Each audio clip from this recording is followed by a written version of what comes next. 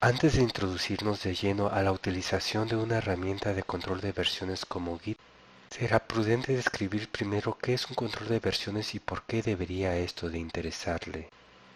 Al final del video usted debería entender el porqué de una herramienta como Git, así como la importancia de su uso en el flujo de trabajo de cualquier proyecto que implique el uso de códigos fuentes.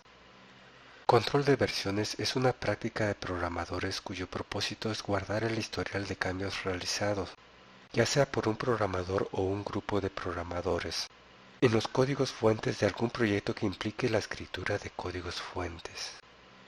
Uno de los principales objetivos de esta técnica es poder revertir un posible error que se haya introducido al realizar algún determinado cambio. De ser posible, llevar un control de quién introduce los cambios, cuándo se hicieron y por qué. Sin un control de versiones, bien pudiera darse el caso que borremos el código fuente de una función que ya no se hace necesaria y luego en otra etapa del proyecto descubramos que después de todo sí la vamos a necesitar. Si este fuera el caso, habría que reescribir la función nuevamente, perdiendo de ese modo tiempo valioso de manera innecesaria. No pasa mucho tiempo para que un programador llegue a darse cuenta de la necesidad de llevar un control de versiones, y cuando esto sucede, el primer paso que suele darse es el uso de un control local de versiones. Esta técnica consiste simplemente en respaldar el código fuente a otro directorio por cada cambio importante que se realice en el mismo. En algunos casos se le puede agregar un breve comentario junto con la fecha, o como en ese caso, con un número consecutivo. Un problema que surge con este método es que el tamaño de los respaldos crece enormemente, pues aunque el respaldo consistiera en la modificación de tan solo una línea de código, hay que respaldar el proyecto entero. Para solucionar este problema, los programadores pueden optar por comprimir dichos directorios. Con esto, se llega a mejorar un poco el problema de espacio, pero se generan otros problemas. Comprimir los directorios respaldados resultará en un mayor tiempo para la realización de los mismos, una mayor dificultad para acceder a los archivos respaldados, dificultad para realizar comparaciones de cambios, entre otros. Aún con esto, un control local de versiones tarde o temprano resultará en un historial de cambios demasiado grande y se tendrán que empezar a eliminar versiones antiguas y menos significativas del código fuente. Con este método, difícilmente se tendrá el historial de cambios introducidos por todos los programadores involucrados en un proyecto dado en la vida entera del proyecto. También existe el problema de querer compartir el proyecto, pues si los cambios que realizó un programador, por ejemplo, lo quiere compartir con alguien más, habría que enviar el proyecto entero haciéndolo poco factible de poder ser enviado, por ejemplo, vía mail. Aun si optara por otros protocolos como el FTP, el hacerlo resultaría en una operación lenta. Un paso importante fue el surgimiento de un control de versiones centralizados, el cual permite principalmente el trabajo colaborativo, pues todos pueden saber qué cambios se están introduciendo los programadores. Su uso requiere de un servidor que continuamente está atendiendo las peticiones realizadas por todos los programadores en el lado de los clientes. Los repositorios de los clientes están siendo actualizados conforme ellos van conectándose en los servidores. Se lleva un log de historial de cambios, el cual también está siendo actualizado continuamente. El repositorio en el servidor está siendo actualizado conforme los autores aplican los cambios al repositorio y asignan un número único incremental por cada cambio que se realice. Para fines de ahorro de espacio en el servidor, este guarda únicamente la diferencia de los cambios entre versiones. En cualquier momento se puede revertir el proyecto a una versión dada del repositorio. Aun cuando se elimine algún archivo, este siempre estará ahí en alguna versión anterior del repositorio. Algunos ejemplos de esas tecnologías son Subversion, también conocido como SVN, Perforce, entre otros. A pesar de que el control centralizado de versiones resultó en un gran salto en el tema, este sin embargo tiene ciertas desventajas. Ante todos los problemas que surgen cuando se está desconectado, pudiéramos pensar que esto no sería algo muy serio por el cual preocuparse, pues en la actualidad en casi todo lugar se tiene acceso a la red. Sin embargo, hay escenarios donde pudiera darse el caso de no tener acceso al servidor de repositorios. Por ejemplo, cuando éste se encuentra en mantenimiento, ya sea por alguna actualización o porque éste necesita ser reiniciado. ¿O qué tal cuando se encuentra el programador viajando en avión y desea trabajar en el proyecto mientras tanto? Si se presentara el caso, sería muy difícil trabajar en el proyecto, no solo porque no se podría trabajar de manera colaborativa, sino porque no se tendría acceso a muchas de las funcionalidades útiles que ofrece un control de versiones. Una de ellas podría ser la comparación de un archivo con una versión anterior. Otro problema es lo relacionado a tener un servidor central, lo que significa que todo el historial de todos los usuarios es depositado en un único servidor. Si este llegara a dañarse no solo por el funcionamiento defectuoso del mismo, sino también porque el repositorio se haya corrompido, el repositorio se habrá ido para siempre. Si bien será posible obtener una versión reciente que un programador tenga en su computadora local, el historial completo de cambios juntos con los mensajes en el log de cambios se habrán ido para siempre. El hecho que se tenga que estar actualizando el repositorio constantemente para poder estar trabajando en el proyecto resulta en una carga pesada para el servidor. Se requerirá un mayor ancho de banda para poder dar servicio a un número grande de usuarios, y aún así el resultado será un servicio lento y tedioso.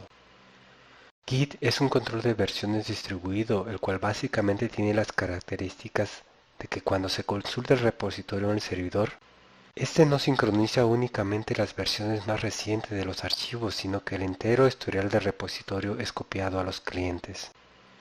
Cuando se sincroniza el repositorio, en realidad se realiza una clonación, completo respaldo de los datos. Y con esto me refiero no únicamente a los archivos, sino también a los mensajes y el log. Si se llegara a perder el repositorio en el servidor, este puede ser restaurado fácilmente y en su totalidad a partir del repositorio que tenga alguno de los clientes. Inclusive se puede tener varios servidores del mismo repositorio permitiendo trabajar de maneras diferentes al usual con diferentes grupos de programadores, lo cual no era posible con tecnologías tradicionales de control de versiones centralizados. Git nos permite administrar el progreso de un proyecto a través del tiempo guardando el historial del mismo. Git no solo guarda las diferentes versiones de los archivos, sino que también es capaz de visualizar las diferencias entre versiones de archivos. También guarda la documentación de las razones por las que los cambios fueron realizados. También nos permite coordinar el trabajo de múltiples autores conciliando los cambios realizados por todos ellos en una nueva versión unificada del proyecto. Git hace lo posible para evitar que haya conflictos en los cambios introducidos por los autores cuando se realiza una versión unificada. Pero si hubiera conflictos, Git nos auxiliará en la resolución de los mismos. Git también permite autenticar los usuarios que acceden al repositorio y controlar el acceso al mismo.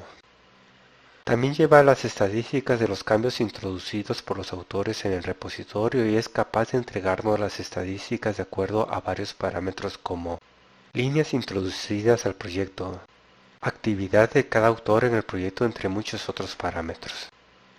Esto sería útil, por ejemplo, para dar seguimiento al progreso de un proyecto con fines de determinar los créditos en el mismo. Git es una herramienta muy veloz con un diseño simple que es capaz de soportar una carga pesada en la actividad de algún proyecto, como por ejemplo, el uso de miles de ramas paralelas de manera distribuida. Esta característica hace de Git la herramienta para el control de versiones por excelencia para manejar grandes proyectos como ha sido el caso del kernel de Linux. Cabe mencionar que además Git es de fácil uso pues existe infinidad de interfaces gráficas de usuario para los distintos sistemas operativos. Estos proveen de un acceso fácil e intuitivo para las operaciones más comunes que se realizan al trabajar con un repositorio Git. Mientras que otras herramientas guardan el historial de cambios de proyectos en diferentes archivos, Git lo hace como en fotografías que se realizan por cada modificación realizada al proyecto. Podríamos llegar a pensar que esto resultaría en repositorios más grandes, pero esto no es así. Por ejemplo, para el proyecto Mozilla el repositorio Git es 30 veces más pequeño en comparación con su contraparte en Subversion. Lo que sucede, aparte de otras optimizaciones, es que el flujo de fotos se realiza de manera eficiente, pues cuando un archivo no ha sido modificado, únicamente se guarda la referencia de la versión anterior que ya está archivado en el historial. Una de las razones por la que hace Git una herramienta veloz es que, como ya mencionamos anteriormente, al descargar el repositorio, lo que en la terminología Git se le conoce como clonar, se descarga el repositorio entero. Esto podría parecer como una desventaja, pues la primera vez que se descargue el repositorio, el cual puede ser grande, será un proceso lento debido a que se estarán también descargando el historial y las ramas del proyecto entero. Posiblemente todos esos datos no sean de utilidad al usuario, pero por otra parte, esto resulta en una gran ventaja, pues operaciones como la comparación de archivos se realizan de manera local y por lo tanto con mayor rapidez. Considere por ejemplo la comparación del estado actual del entero proyecto con el estado anterior donde se desean ver sus diferencias de línea a línea. Normalmente se tendría en primer lugar que conectarse al repositorio para realizar la comparación. Al querer ver las diferencias se descargarían los archivos uno a uno resultando en una comparación lenta y que requiere de acceso al servidor. Otra opción sería descargar el repositorio al estado anterior y realizar la comparación con alguna herramienta de diferencias, el cual realizaría un escaneo entero de ambas versiones del repositorio. En cambio, con Git todo el historial del repositorio se encuentra localmente. Usted simplemente realiza la comparación de diferentes estados del repositorio sin necesidad de consultar al servidor. Además, Git tiene calculado un resumen, o checksum en inglés. Hablaremos más al respecto en este video, para cada versión de los archivos, lo que significa que para realizar una comparación no hay que escanear el proyecto completo, sino que simplemente se comparan los resúmenes de los mismos, pudiéndose de este modo realizar la comparación en tan solo una fracción de lo que lo haría una herramienta de diferencias locales. Otra operación que se puede realizar de manera local es de aplicar los cambios en el repositorio, lo que en la terminología Git se le conoce como dar commit. Con otras herramientas no se podría hacer si no se dispone de conectividad con el servidor, por lo que no se podría trabajar en el proyecto y el hacerlo sería demasiado tedioso. De hecho, casi toda operación en el proyecto Git es una operación que se realiza de manera local. Git usa la función criptográfica resumen o mejor conocida como hash, por su palabra en inglés. Para nuestro propósito podemos pensar en el resumen como un número identificador único para un archivo. El algoritmo virtualmente garantiza que la función resumen para un archivo dado nunca será igual a la de otro archivo diferente. Esto a pesar de que el tamaño del resumen sea mucho menor que la del archivo. Git utiliza específicamente el algoritmo de función resumen llamado SHA-1. Dicha función da como resultado una cadena de 40 caracteres hexadecimales, el cual es compuesto por números que van del 0 al 9 y letras que van de la A a la F. Por fines de simplicidad en este video mostraremos únicamente los últimos 6 caracteres de la función resumen cuando así se requiera. Git calcula la función resumen a todo archivo, mensaje y estructura de archivos. De hecho, todo archivo es almacenado en el repositorio, no por el nombre del archivo sino por el valor de su función resumen. Esto permite mantener la integridad de los datos aún en casos extremos como por ejemplo un funcionamiento defectuoso en el disco duro o de la memoria. Además permite realizar comparaciones muy rápidas, por ejemplo, en vez de leer todo el archivo para ser comparado, basta con comparar sus resúmenes, los cuales son mucho más pequeños resultando en una comparación más rápida. Virtualmente toda operación en Git es reversible, pues este únicamente agrega datos al repositorio. Si llegara usted a estropear el proyecto, puede revertirlo a cualquier estado anterior en cualquier momento. Aún eliminar un archivo es un proceso reversible, pues este queda guardado en el historial del repositorio. Hay 3 estados en los cuales los archivos locales pueden estar. El directorio de trabajo, o conocido como Working Directory en inglés. Se trata de una copia de alguna versión del repositorio, conocido en la terminología Git como checkout, y es donde usted pasará la mayor parte del tiempo. En ese directorio se realizarán modificaciones a los archivos agregando por ejemplo nuevas funcionalidades al proyecto. Si los cambios involucraran la creación de nuevos archivos, Entonces será de utilidad marcar estos nuevos archivos para ser agregados al repositorio la siguiente vez que se apliquen los cambios en el repositorio. Esta operación se le conoce en la terminología Git como commit. Entonces estos archivos pasarán al área de ensayo, conocido en inglés como staging area, y ahí estarán hasta que se realice el siguiente commit. Entonces esos archivos pasarán a formar parte del repositorio. Toda la información respecto a nuestros repositorios se encuentra en el directorio .git, lo que incluye el historial completo del proyecto y también las posibles modificaciones que otros programadores pudieran estar realizando en el mismo. Los datos en este directorio se encuentran comprimidos y también hay archivos de configuración que abordaremos en videos posteriores. Por defecto, este tipo de directorios son ocultados por el sistema operativo, por lo que será necesario realizar las configuraciones que nos permitan verlo. Este directorio se encuentra en la raíz de la carpeta del proyecto y es la característica de todo repositorio Git. Cabe mencionar que todas estas operaciones son realizadas de manera local. Esto significa, por ejemplo, que otros programadores no podrán ver los cambios que dimos commit si se tratara de un repositorio compartido a través de un servidor Git. Si se preguntara cómo lo hacemos para que nuestros cambios locales sean visibles a otros programadores, pues bien, esto será tema de otro video. Aunque tecnologías de control de versiones están tradicionalmente relacionadas con programadores de computadoras, estas también pueden llegar a ser de gran utilidad a otras áreas como por ejemplo, la escritura de un libro, tesis o simplemente la documentación del proyecto si este fuera escrito en LaTeX.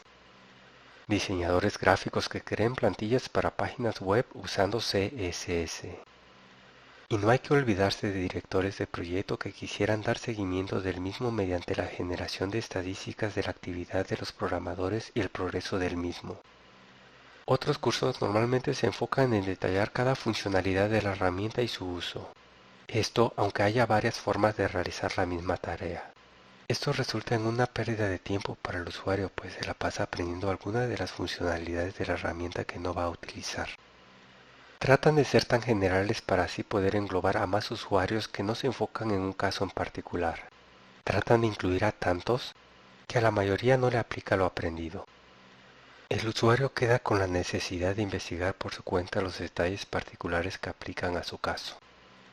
Nosotros seguiremos una metodología diferente y nos enfocaremos en las funcionalidades de la herramienta que al 90% de los usuarios utilizarán el 90% del tiempo. Con esto no solo ahorraremos tiempo reduciendo la curva de aprendizaje, pero también presentaremos la mejor opción a seguir de acuerdo a nuestra experiencia obtenida a través de los años. Con esto ayudamos al usuario en la toma de decisiones con respecto, por ejemplo, qué herramientas utilizar y de qué forma, pues para un usuario nuevo en el tema, resultaría difícil tomar ese tipo de decisiones pues todavía está aprendiendo la herramienta. El usuario primero necesitará de cierta experiencia antes de concluir la mejor manera de realizar una tarea dada.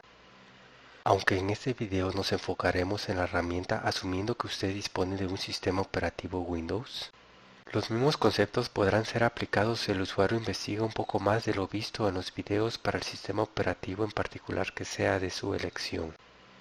En este video haremos uso del más popular y mejor IDE en el sistema operativo que estaremos utilizando. Este IDE, aparte de proveer de manera fácil e intuitiva acceso a las operaciones más frecuentes que estará utilizando el 90% de las veces, nos indicará de manera muy práctica el estado de cada archivo mostrando un icono de acuerdo al estado en que se encuentre. Por aquellas personas nuevas en el tema hay que mencionar que un IDE es un programa que da acceso, de manera gráfica, a funciones que normalmente serían realizadas en una consola negra de comandos como la mostrada en la parte superior de la diapositiva. En una primera parte del curso se presentarán los comandos que el usuario necesitará el 90% de las veces y para la mayoría de los usuarios esto puede ser suficiente. En una segunda etapa se presentarán funciones más avanzadas para que el usuario vaya profundizando en el uso de la herramienta. Una cuarta etapa será dedicada a la instalación y administración avanzada de repositorios Git. Esta parte será opcional pues para la mayoría de los usuarios, su empresa o institución será la encargada de proveer el hosting y ellos serán los que administrarán los repositorios. En esta parte también instalaremos y haremos uso de la herramienta de estadísticas de Git. En la etapa final, como valor agregado se realizará un proyecto real de programación el cual se desarrollará de manera colaborativa aplicando todo el potencial de la herramienta. En este proyecto, que será opcional, será desarrollado utilizando el lenguaje de marcación de textos HTML, pues es el que la mayoría de los desarrolladores conocen. Aunque se utilizarán funciones muy básicas, para no dejar que ningún usuario se quede sin desarrollar este proyecto, dejará al usuario con la sensación de haber participado de manera colaborativa en un proyecto real. Por cada tema a aprender habrá un video teórico que nos introducirá a los conceptos necesarios a comprender antes de meternos de lleno de manera práctica al uso del mismo. Los videos teóricos consistirán en presentaciones de PowerPoint. Seguido de este habrá un video práctico, el cual consistirá en una videocaptura de pantalla con la idea de que el usuario vaya realizando en su propia computadora lo mismo que se ve en el video. Esto ha sido todo y por lo pronto no me queda más que agradecerle su amable atención.